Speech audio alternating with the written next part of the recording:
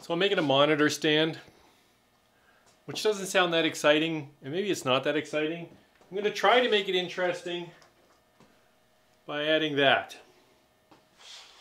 So this is the simple stand that I'm planning, and I can't really do this on a tablet, so I'm going to cut now to some screen captures from my computer where I can spin it around in SketchUp and show it to you.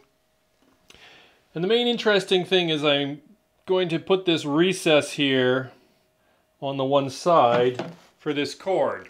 So this is for my work computer. We've moved offices, I have a new desk, everything's rearranged, and I work on an iMac at work, which I generally love, but Apple tends to really kind of get on my nerves with how much they are just above style, above function sometimes. And the real thing with the iMac is that there is not a single port on the front. Everything's hidden around back, which I think is kind of stupid. But anyways, and so this is just a simple USB extension cord. We bought like 50 of these at work several years ago for equipping a computer lab, which has since been refreshed, and so there's a whole bunch of these floating around. And it's really nice because this little piece is weighted, so it'll sit still, and then, you know, the other end is just a standard USB cable. So I have these, I have several of these for my various Mac computers, which bring the USB around to the front. And so with my plan, my plan is to trace this on my monitor stand, route out a little recess for it so it will not go wandering around my desk. It'll keep it tucked out of the way because, you know, you want to reduce the cable clutter on your desk. And I'm rambling way too much, so I might even have cut now to some montage stuff. We'll see. There's not much to it, you know. There's 4 boards, top, legs. I'm going to stick a shelf in because that'll give me a place to slip a external USB hard drive and stuff. And the pencil ledge. I'm going to do pencil ledge too. So I've got some leftover pine boards. I'm looking for something 14 by 10, 10 inches deep, 14 inches wide, 4 1/4 inches tall.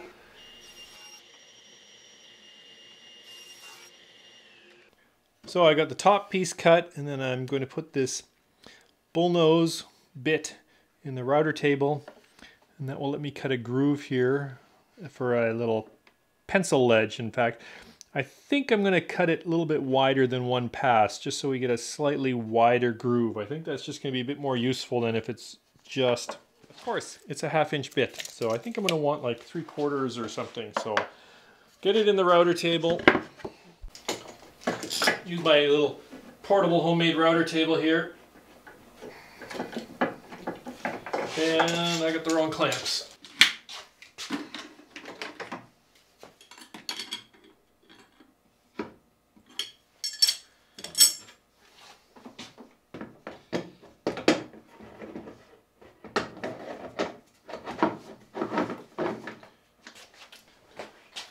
Just setting it for a fairly shallow cut.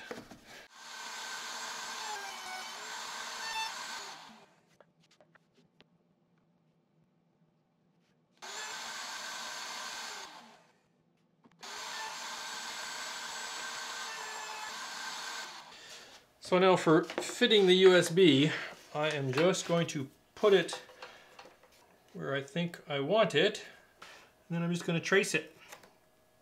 And then the idea is that I'm going to use the router to take and just make an 1/8 of an inch deep recess where this can just latch into.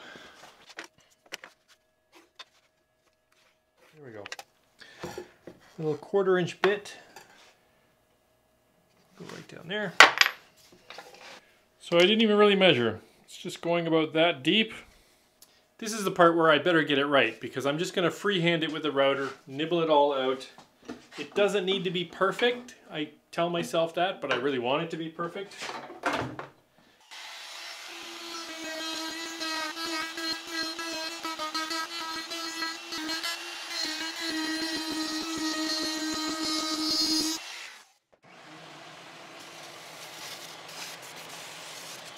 So, that looks pretty good.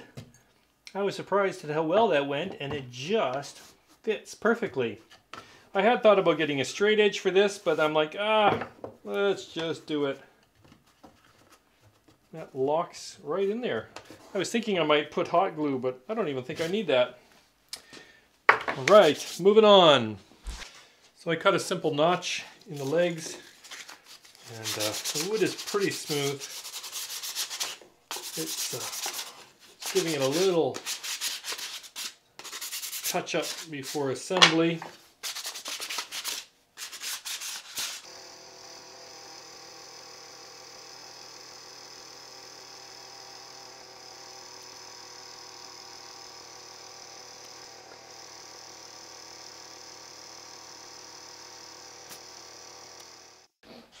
Anyways, I just popped a couple of pins in there to hold it while I drill some holes so that I can fasten it together with some dowels. And I missed it on camera. I put in the first dowel, I'm testing it out, I gave it a tap with the hammer, and the leg snapped, and I had to quick panic put it together. Put some glue to put the piece back together. And you know, YouTube life, because the first thing I think of is like, oh, what am I going to do about my video? I mean, after all, it's just a piece of wood. You can always fix the wood, replace it or whatever. But I think the problem was I did the middle one first, and then there was no support under it when I started tapping with the hammer.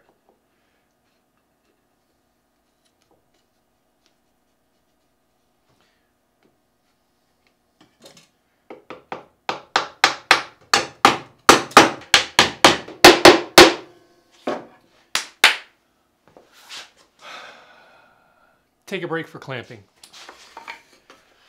So I gave the glue some time to set up, and I flush cut the dowels. Now I've got some 1.5 inch spacers here, and I'm going to fit the shelf in. And hopefully I can do that without snapping anything this time. Put some dowels here also.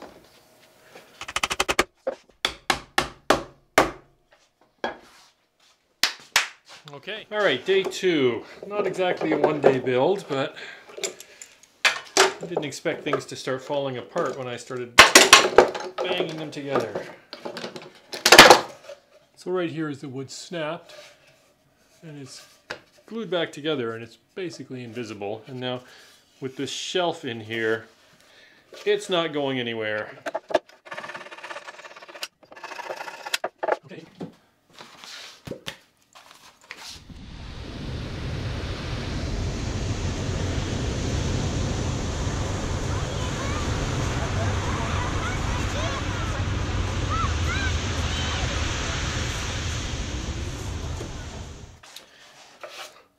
I don't remember if I said this earlier in the video, because I'm sure some people are like, you know, you've had trouble because the pine snapped on you, and why didn't you use hardwood? And yeah, I don't remember if I said this earlier in the video, but number one, it's just a monitor stand. You know, it's something to lift my monitor up at work, my computer. Number two, and probably the main reason, is it's kind of a sketch. You know, let's throw something together quickly and try it out. And because I'm just a little bit uncertain that I've got the height right. But anyways, pretty happy with how it turned out. It's very, very pale, so I think I want an oil finish of some kind so that it'll get some color to it. The in-between part is going to be the most finicky, so I think I'll try to get that first. So, time for the finishing montage.